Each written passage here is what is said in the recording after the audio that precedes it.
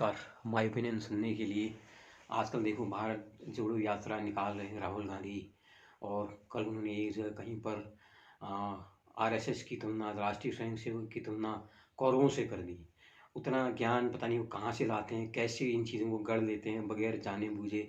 जबकि उनको पता होना चाहिए उनके परिवार के जो उनके पिता के नाना थे, जो देश के पहले प्रधानमंत्री थे, वो भी पहले कभी आरएसएस का विरोध किया करते थे। बाद में जब चीन के साथ हमारी लड़ाई हुई, उसमें जो आरएसएस ने योगदान दिया, उसको देखते हुए उन्होंने 1962 की लड़ाई में चीन के साथ में सीमाओं में सैनिकों ने रसद पहुँचाकर सैनिकों के शहीद सैनिकों के घरों में जाके उनके परिवारों की मदद करके जो काम किया, उसको देखते हुए जवाहरलाल नेहरू मजबूर हो गए उनको 1963 की गणतंत्र दिवस परेड में आमंत्रित करने के लिए।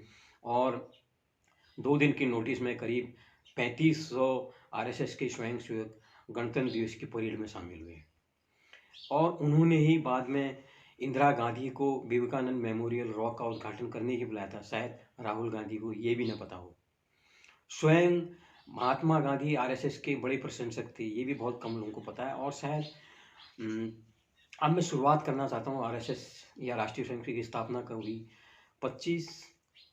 17 अप्रैल 1925 को राष्ट्रीय स्वयंसेवक की स्थापना नागपुर में ही। इसके जो संस्थापक थे डॉक्टर केशव राम बलिराम हेडगेवार, इसके प्रथम सरसंघ चालक थे, जिन्होंने अपने 5 दोस्तों के साथ मिलकर अपने घर में उस दिन ये घोषणा कर दी 17 अप्रैल 1925 को कि आज से हमारा एक संघ है। और आप जानकर बड़े आश्चर्य में होंगे कि जो डॉक्टर हेडगेवार थे वो कांग्रेस के सदस्य थे।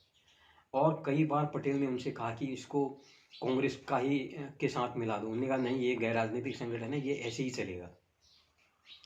तो खुद डॉक्टर हेडगेवार आज़ाद की लड़ाई में कई बार भाग लिए और कई बार उनको जेल की सजा भी उन्होंने इस लड़ाई में काटी। और जो लोग बार बार कहते हैं कि आरएसएस का लड़ाई की योगदान में क्या था, और डॉक्टर हेडगेवार के बारे में पढ़ ले तो सारी चीज़ें स्पष्ट हो जाएंगी। उसके बाद गुरु गोलवलकर इसके सरसंघ चालक बने। और उसी समय नाथूराम गोडसे, जिसको आरएसएस का कहते हैं, बिल्कुल पहले नाथूराम गोडसे आरएसएस से जुड़े हुए थे और 1930 में उन्होंने आरएसएस को छोड़ दिया था। लेकिन उसके बाद भी नेहरू ने उसके साथ संलिप्तता मानकर आरएसएस पर करीब आजीवन प्रतिबंध लगाने का फैसला किया था। और जिसका विरोध सरदार पटेल ने यह कहकर कहा कि जब तक किसी चीज़ की पुष्टि नहीं हो जाए उस पर ऐसे आजीवन प्रतिबंध लगाना उचित नहीं है।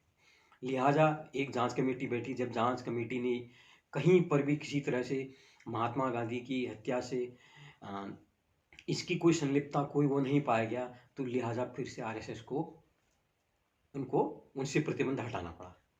और फिर देखिए वही उसी ने 1962 की चीन की लड़ाई में कितना भयंकर काम किया, जो और लोग नहीं कर पाए, वो सारा काम आरएसएस ने किया। और 1947 में जब जो डॉक्टर हरि सिंह थे, कश्मीर के राजा, वो हार गए और यहाँ जो माउंटबेटन थे, नेहरू, सबके प्रयास विफल रहे। उसमें गोलवलकर जो थे इनके सरसंघ चालक, उनसे कहा गया कि कश्मीर के मुद्दे पर बात करें। वो डॉक्टर हरि सिंह के पास गए कश्मीर में और उन्होंने कश्मीर, जम्मू कश्मीर का भारत में विलय करवाया। ये भी आरएसएस के योगदान से, आप कहीं भी इसको देख सकते हैं। तो इन चीज़ों की पुष्टि करनी चाहिए। और इसके अलावा जब जो 1965 में पाकिस्तान के साथ लड़ाई हुई थी, उसमें यातायात व्यवस्था दिल्ली की इतनी बिगड़ गई थी कि उसको संभालने के लिए भी, उसमें भी आरएसएस के स्वयंसेवी आगे आए और उन्हें बहुत मदद की उस काम में। तो ये चीज़ें हैं। तो अब कहते हैं कौन है, इनके जो प्रचारक होते हैं वो आजीवन अविवाहित रहते हैं। सबसे बड़ी बात ये है, जो भी इनका प्रचारक बनता है, एक प्रचारक होते हैं, एक विस्तारक होते हैं। विस्तारक को अनुमति होती है कि वो परिवार वाला होता है, गृहस्थ होता है। लेकिन जो प्रचारक होता है उसके लिए शर्त यही होती है कि वो आजीवन कुंवारा रहेगा। अब देखिए जब 1925 में इसका गठन क्यों किया, उसमें मुस्लिम लीग बहुत बोल पर थी और ये अलग पाकिस्तान की मांग और धार्मिक आधार पे ये सब पूरा चल रहा था। तो उसमें भी जितने हिंदू हैं उनको संगठित करने के लिए, उनके अंदर स्वतंत्रता की जागृति पैदा करने के लिए असल में, क्योंकि वो भी डॉक्टर हेडगेवार भी अंग्रेजों से त्रस्त आ चुके थे और देश को की स्वाधीनता में अपना योगदान देने के लिए उन्होंने ये संगठन बनाया। शुरू में इसके 2-3 नाम रखे गए थे और उस तीनों नामों में से जो राष्ट्रीय स्वयंसेवक है उसमें 25 लोगों ने, 20 लोगों ने उसके नाम में सहमति दी, इसलिए इसका राष्ट्रीय स्वयंसेवक नाम रखा गया। इसकी बहुत सी शाखाएं हैं: अखिल भारतीय विद्यार्थी परिषद, हिंदू जागरण मंच, बजरंग दल, राष्ट्रीय स्वयं सेविका, राष्ट्रीय सिख संगत, राष्ट्रीय मुस्लिम समाज। बहुत से संगठन इसके अंदर में आज भी काम कर रहे हैं। और कहीं भी आप देखो, आपदाएं कितने, भूकंप जो गुजरात में जो कच्छ में भूकंप आया, और आपके महाराष्ट्र में भूकंप आए, जितने भी आपदा के समय में आपने देखा होगा, सबसे आगे अ, राष्ट्रीय स्वयंसेवक के लोग ही दिखते हैं। वहाँ पर ये देखते नहीं है कौन वहाँ पर इन चीज़ों से प्रभावित हुआ है, क्या हुआ है, वो बिल्कुल भी नहीं देखते हैं, और आगे बढ़ के अपनी भूमिकाएं, अपना योगदान वो देते हैं। बस एक नैरेटिव चलाया जा रहा है, एक कौरवों से उनकी तुलना। तो मुझे लग रहा है कहीं न कहीं कांग्रेस पार्टी इसमें हताशा से गुज़र रही है, और राष्ट्रीय स्वयंसेवक को समझ रही है कि बीजेपी को ऊपर उठाने में इसी का पूरा योगदान है, इसलिए उसको डिफेम किया जाए। लेकिन आप उसकी हिस्ट्री, उसके योगदान को आप बिल्कुल भी नहीं भुला सकते हैं। तो जितनी भी मैंने चीज़ें कही हैं आपको, चाहे वो चीन का युद्ध हो, चाहे फिर वो दिल्ली में 1965 के लड़ाई के में जो यातायात नियंत्रण में जो उन्होंने भूमिका निभाई, और चाहे अलग अलग आपदा में जो योगदान दिया राष्ट्रीय स्वयंसेवक के लोगों ने, उसके बारे में अगर आप पढ़ोगे तो बड़े आश्चर्य होगी। इसके लिए एक बार यहाँ तक कि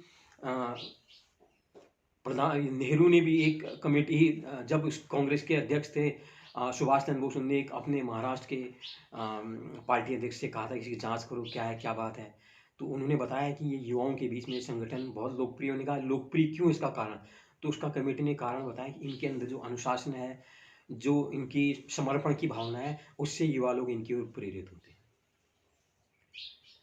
गांधी जी भी इनसे प्रेरित थे, ये भी आप देख लीजिए, बहुत जगह है। और नेहरू तो इसमें प्रतिबंध लगाना चाहते थे, लेकिन 1963 में उन्हीं नेहरू ने गणतंत्र दिवस की परेड में इनको बुलाया था। तो अच्छा होता अगर राहुल गांधी राष्ट्रीय स्वयंसेवक के बारे में, संघ के बारे में थोड़ा ज़्यादा जानकारी रखते, तो उनके लिए अच्छा होता। क्योंकि मुझे लगता है जो गलत नैरेटिव जो भी लोग गढ़ेंगे, किसी भी पार्टी कहीं के लोग गढ़ेंगे, ये निश्चित तौर पर उनके लिए बैकफायर रहेगा।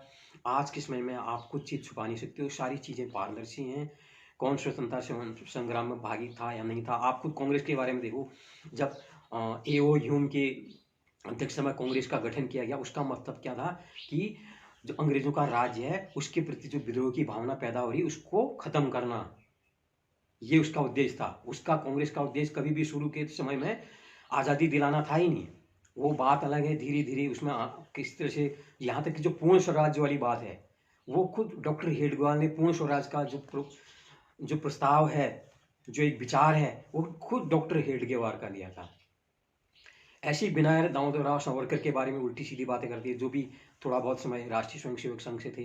अकेले वो काला पानी कितने समय तक रहे, एक माफीनामा, उसको ये बड़ा चला के बोलते हैं। आप बताइए, कांग्रेस का कोई नेता क्या विनायक दामोदर सावरकर के बराबर वो काले पानी की सजा भुगत के आया है?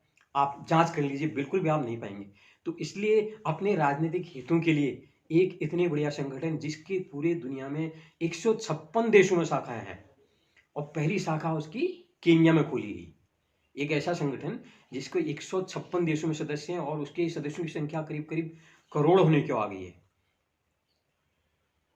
और इसके लिए सबसे बड़ी बात है, कोई भी भारत का नागरिक इसकी सदस्यता ले सकता है। उसके बाद भी आप बैमनेस फैलाते हो, तो ये बहुत गलत बात है। तो थोड़ा इस बारे में, चाहे कोई भी नेता हो, उसको आरएसएस की पूरी हिस्ट्री पढ़नी चाहिए। 2-4 चीज़ें पढ़ के किसी से सुनने के बेस पे कोई तर्क नहीं निकालना चाहिए। ये सारी चीज़ें मैंने जो कही हैं, वो सारी रेफरेंसेस में मौजूद हैं। आप इस पे गौर कीजिए, पढ़िए, तब जाके आरएसएस के बारे में अपनी धारणा बनाइए। और ये व्हाट्सएप यूनिवर्सिटी हैं, या जो सोशल नेटवर्किंग यहाँ पर जो फेक नैरेटिव चलाते हैं, उन लोगों से बचिए। तो उम्मीद करता हूँ आरएसएस के बारे में आपको ये जानकारी अच्छी लगी। कुछ और जानना चाहते हैं तो मुझे ज़रूर बताइए दोस्तों। नमस्कार, मेरे को सुनने के लिए।